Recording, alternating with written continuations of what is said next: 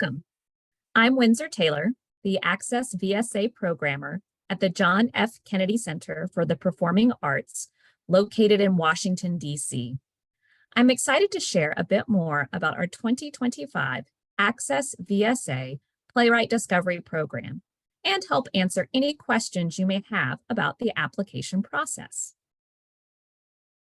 It's important to first share a bit about the program. The Playwright Discovery Program, or PDP, launched in 1984.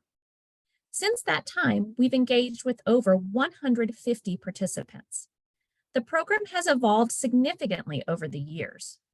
The current program is open to young disabled scriptwriters enrolled in high school, generally ages 14 to 19, but it could extend to 21 or 22 depending on your local educational laws.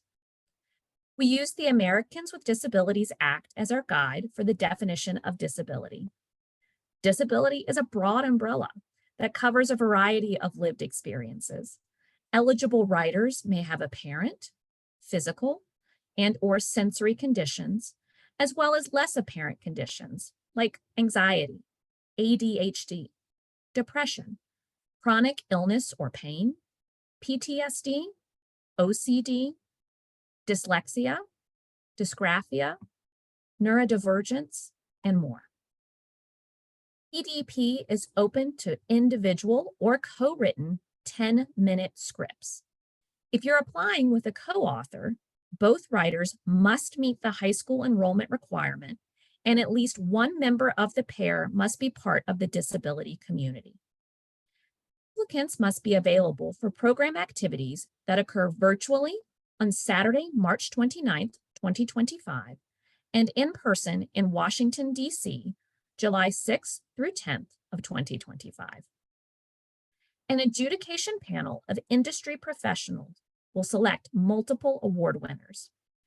These winners will receive a financial award, connections to professional mentors, and a trip to Washington, D.C. to engage in an exclusive script development workshop at the Kennedy Center. All completed applications will receive written feedback on their script from our industry professionals. So, if all that sounds good to you, how do you apply? Our application portal is hosted through SurveyMonkey Apply. We'll drop the link to the application in the chat now. If you've never used SurveyMonkey Apply before, you'll first create an account using your email address. The application itself asks you to provide some basic information about the author or authors, things like your address, your school, what you want to get out of the program. It also provides a place for you to upload your script. If you prefer to provide answers to the long-form questions in ASL or in spoken English, or your script via video in ASL, there is an option to do so. All applications are due Wednesday, January 8th of 2025. Let's take a look at the platform with some screenshots. This image shows the landing page of the application portal. On the right, you can easily see the number of tasks required to complete the application. On the left is the large Submit button, which is the last step required to finalize and turn in your application. Using the button on the bottom left, you can add a collaborator, like your parent or guardian, a teacher, or your co-author. Let's take a look at one of my favorite features of SurveyMonkey Apply and one of my top tips. The application portal allows you to save your application and edit it before you submit it. Personally, I think this is a great feature. Go ahead and input the information that you know, like your address, your school information, while you're working on your script. This will save you time as the deadline looms. This program accepts 10-minute scripts. Let's talk a little bit about what that is. A 10-minute script is a fully developed piece. It's not a scene, a skit, or a sketch. Structurally, it should have a beginning, a middle, and an end, just as any good one-act or full-length play.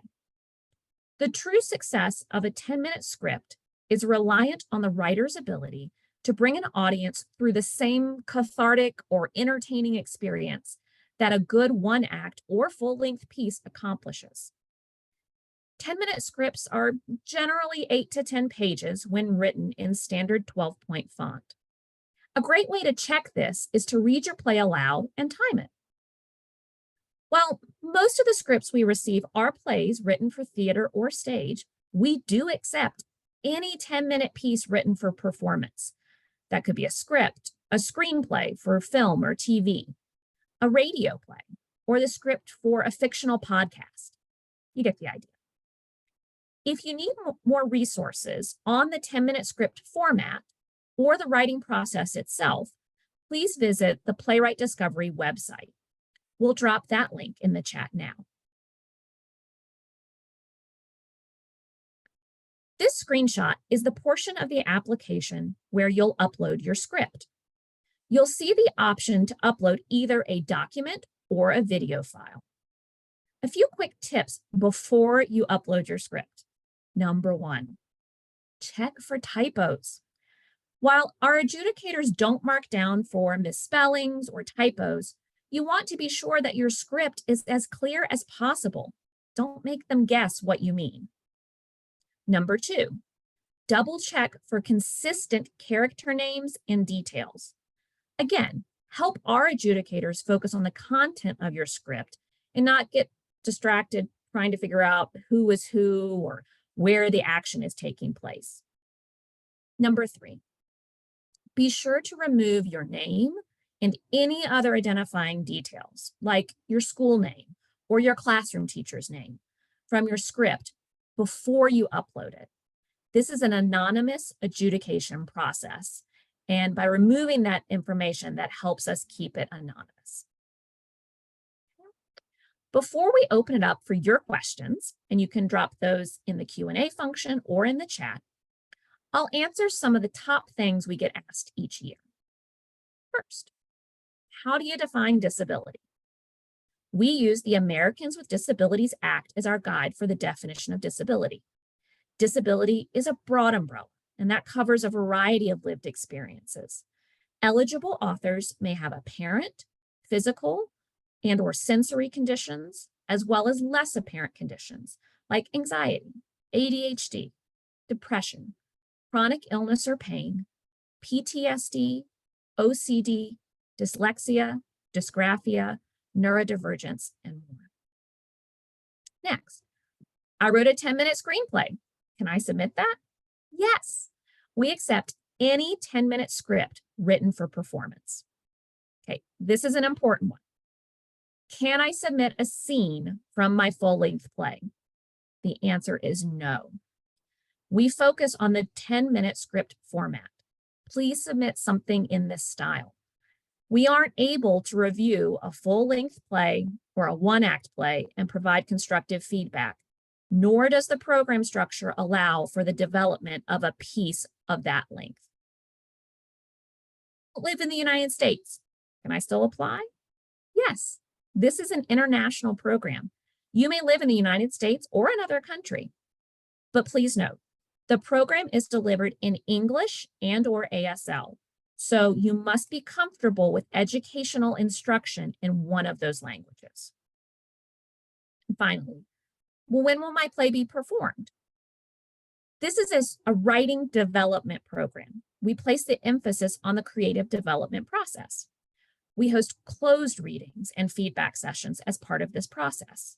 So while a public performance is not part of the process, we do work to model a kind of first day of rehearsal feel with the DC portion of the program. Writers will be paired with a professional dramaturg, and after a table read, each script will receive select design treatment presentations, things like lighting design, costume design, sound design, or set design. In the past, some playwrights have gone on to revise and finalize their scripts and worked to produce a local performance in their home community. All right, it's time for your questions. So I will pause momentarily and give you time to drop those in the Q&A or the chat. If you are someone who prefers to communicate in ASL and you would like to sign your question, just send a note to us in the chat and we'll enable you your video so that you're able to do that.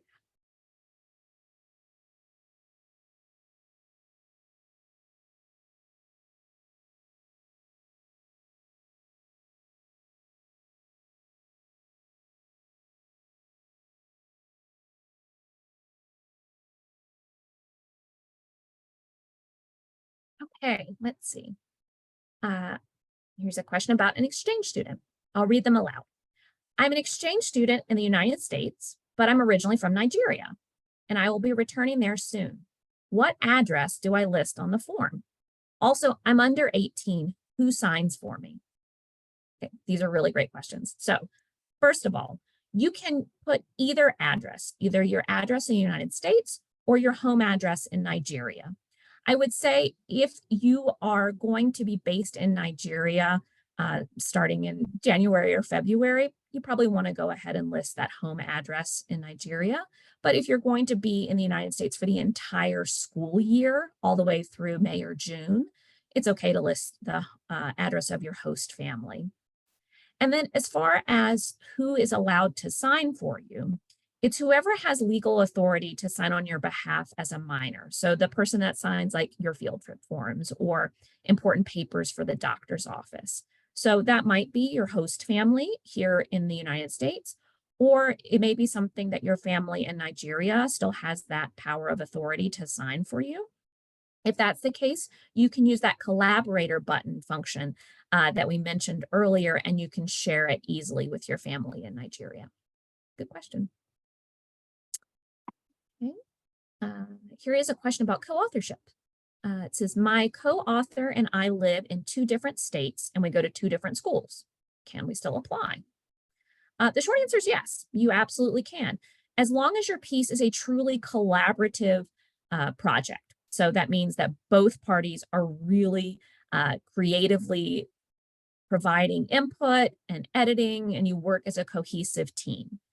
We've had previous participants who were family members that have grown up writing plays together, or we've had folks in the past who perhaps used to go to the same school, really connected through playwriting, and then through life circumstances have moved to other places, but they still consistently collaborate.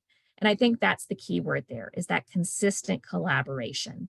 If this is a play that you wrote with a friend your freshman year of high school and it's your senior year of high school and you haven't talked to them in the last couple of years, that would really not be something that I would encourage you to use to apply for this program, because we really are investing in the development of you as a creative team together moving forward and amplifying that work. Let's see. Here's a question about the DC portion of the trip. It says, I don't feel comfortable traveling to DC on my own. Can a parent or guardian come with me? Absolutely. In fact, if you're under 18, a parent or guardian has to come with you. We can talk individually about who that person might be in your life, but we have to have an adult travel with you if you're under 18.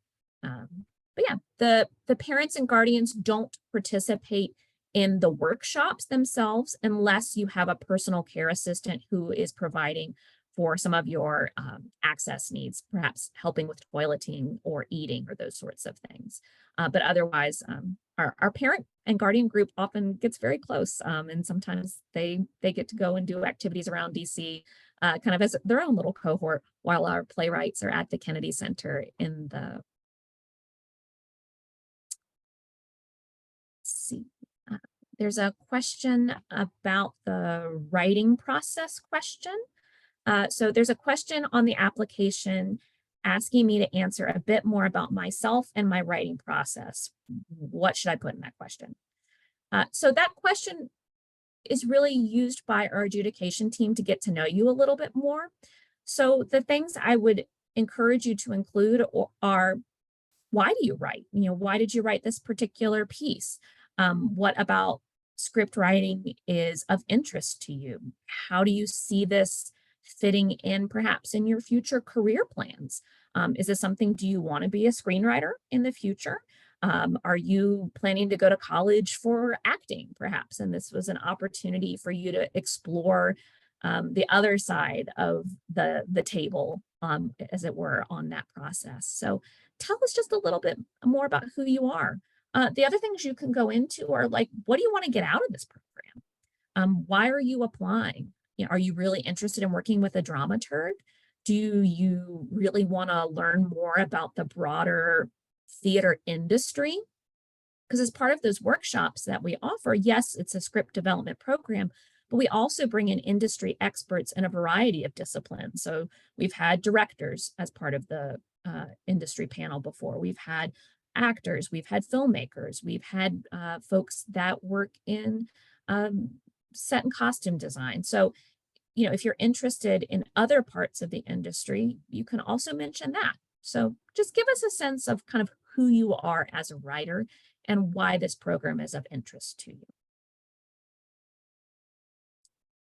Here's a question. It says, does my script have to be about my disability? No, it does not. If you want to write about your disability experience or disability in general, that's great, but that is not a requirement of the program. So your script can be about whatever you would like your script to be about. Let's see. Another question about theater programs. So it says, my school doesn't have a theater program. Can I still apply? Absolutely. You don't have to have a theater program at your school, or you don't have to have participated in a theater program at your school to apply.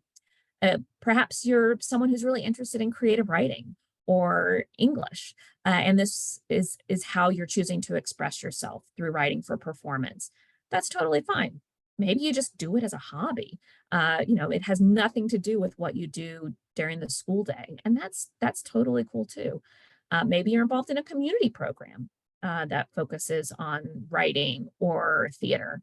That's also great. So there is no prerequisite to have a knowledge of theater itself or the writing process. I would say most years we have at least one award winner for whom this is the first script they've written. So I would encourage you to give it a shot. There are some great resources on our website. Again, maybe we can drop that in the chat again, so it's top of mind. That will help you through the script development process if it's something that you've never done before. Let's see. Oh, similar question. I've never written a 10-minute script before, but I'm really interested. Can I still apply? Absolutely. Yes, please apply. Just because you haven't done this particular format before, don't be afraid to try it out. The one thing I will say, if you're used to writing long form pieces, like you're used to writing multi-act scripts, or you're used to writing a one act that may be, 40 or 50 pages, I think the beauty and the challenge of a 10-minute script is it's the same pieces and elements that make a good one act play or make a good play also make a good 10-minute script. It's just you have a truncated or a shorter period of time to tell your story. And so you have to be really judicious or really thoughtful about what you include and why you include it. Something that could be helpful as you're thinking about sort of the structure of your piece. Maybe you choose to only have one location or one setting, or maybe just two. If you haven't tried something like this before, maybe you only have one or two characters in your script. That might help you be able to manage the process of writing a 10-minute script. And then once you get the hang of it, you can always expand it if you choose to do so. But I think being really thoughtful about what is driving the story in your piece will really help you make sure that you're sticking to that format and including the things that are necessary and artistic. This is intended to be an expression of you as an artist. So don't be afraid to explore that. Just think about how it fits within the parameters of a 10-minute script.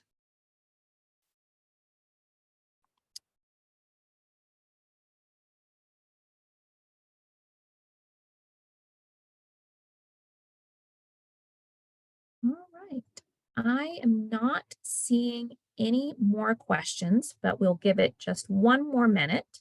I know sometimes folks may need to process and think further.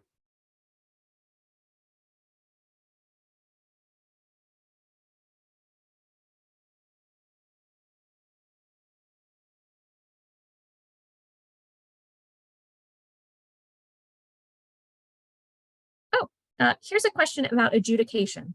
Really good question. So, what are the adjudicators looking for in my piece? It's a really great question. We ask our adjudicators to look at the mechanics of sort of the script. So, what's the beginning, middle, and end? How is the story arc? Did you connect with the piece? Did you find sort of that emotional resonance? Was it something that really stuck with you that's asking you to reconsider? Did it make you laugh? Did it make you cry? So they're really looking at the scripts that are submitted and thinking through the originality of the idea. They're thinking through the maybe the originality of the structure that's um, being developed, and also is it a script that would benefit from this type of process? Is it something that there's more to the story? There's more to uh, this particular idea, that this type of program, like working with a dramaturg, hearing the play read aloud by professional actors, getting feedback from your peers, getting feedback from industry experts, are those things that would really help this piece move to the next level. So that's really what our adjudicators are looking for. What piece has a really good start, but would also really benefit from this process.